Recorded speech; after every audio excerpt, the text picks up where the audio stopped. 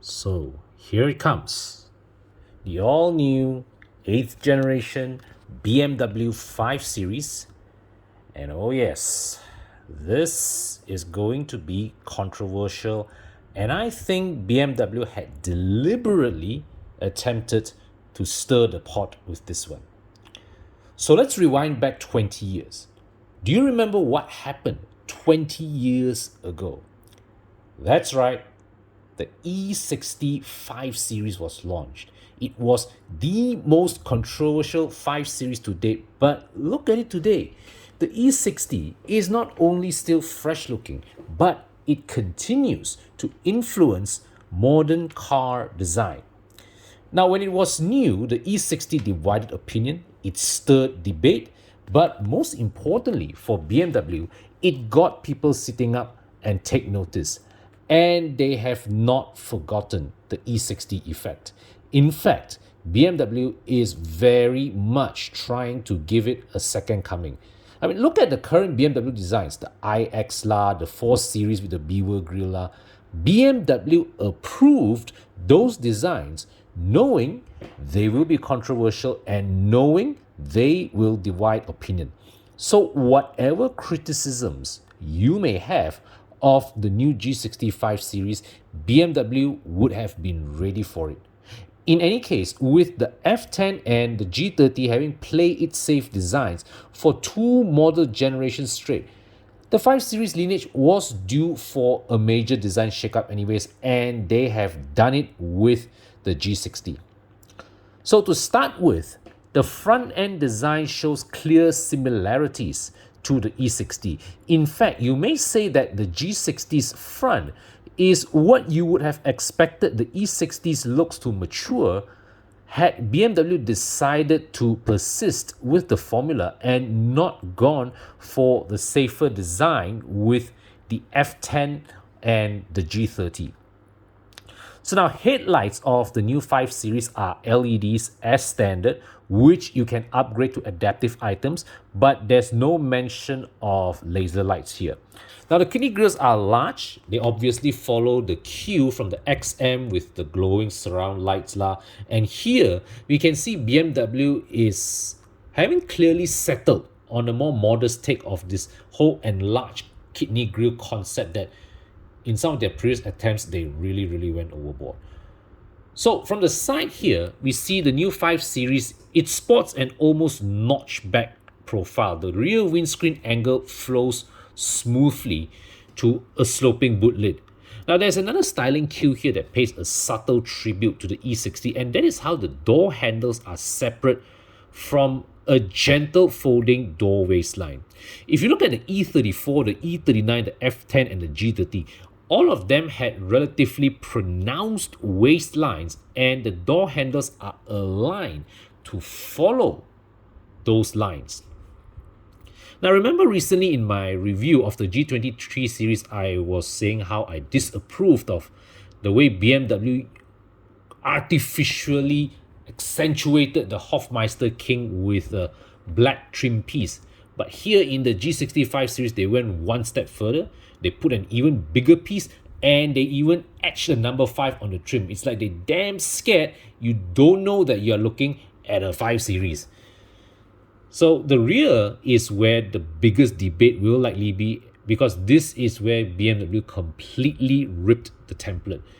Even the E60 did not push the boundaries the way the G60's rear has done here.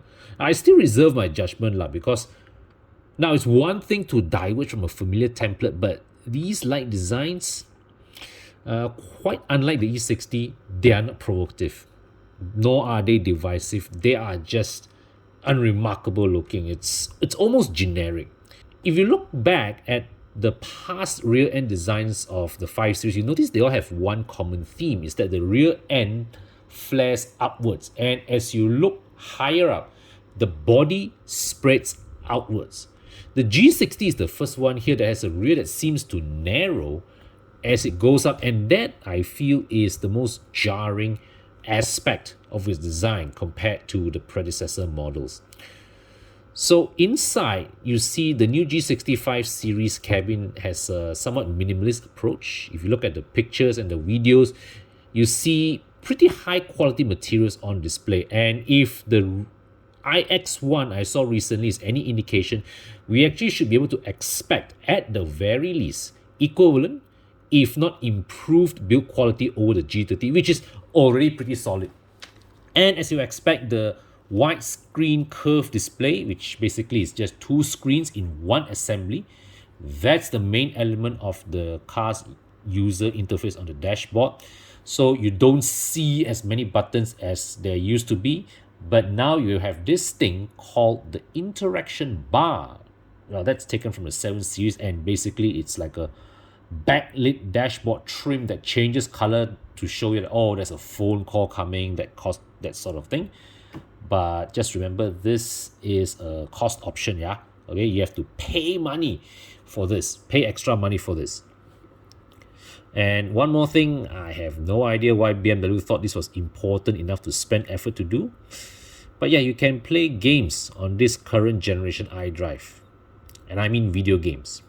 So we come to the engines. BMW launches the 5 Series with a couple of all-electric models, namely the rear-wheel driven i5 eDrive 40 with 313 horsepower, or the all-wheel drive i5 M60 with 517 horsepower coming from 2 electric motors, one on each axle. There will also be plug-in hybrids and regular combustion engine models to join at later dates. On the plug-in hybrid front, we have the 4-cylinder 530e with 299 horsepower and the 6-cylinder 550e xDrive with 489 horsepower. Now, the regular combustion engines, meanwhile, you get 48-volt mild hybrid systems. And now, interestingly, Europe will only be getting the 520i, which has 208 horsepower, as well as the 520d with 197 horsepower. Now, outside of Europe, you will still get the 2-liter 530i with 258 horsepower, and you get the 3-liter 540i with 381 horsepower. BMW said that there will be a 6-cylinder diesel model coming later, but there's been no details announced for this model yet.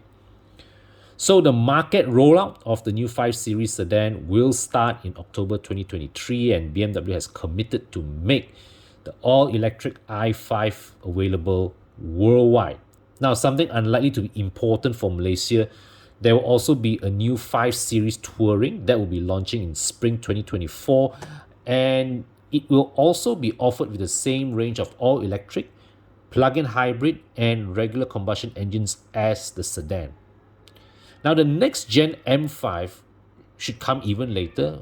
We can expect it to have the 4.4 V8 plug-in hybrid setup as we see in the BMW XM. So there we have it, the new BMW 5 Series now in its 8th model generation. We are still at least half a year minimum before this car launches in Malaysia. But if you've been thinking of getting that G30 5 Series, now is a good time to call your BMW sales advisor and bargain hard for a good deal, or keep an eye for run-out editions with high-spec goodies, because these are the units that will hold stronger resale value down the road compared to the earlier models when you decide to sell.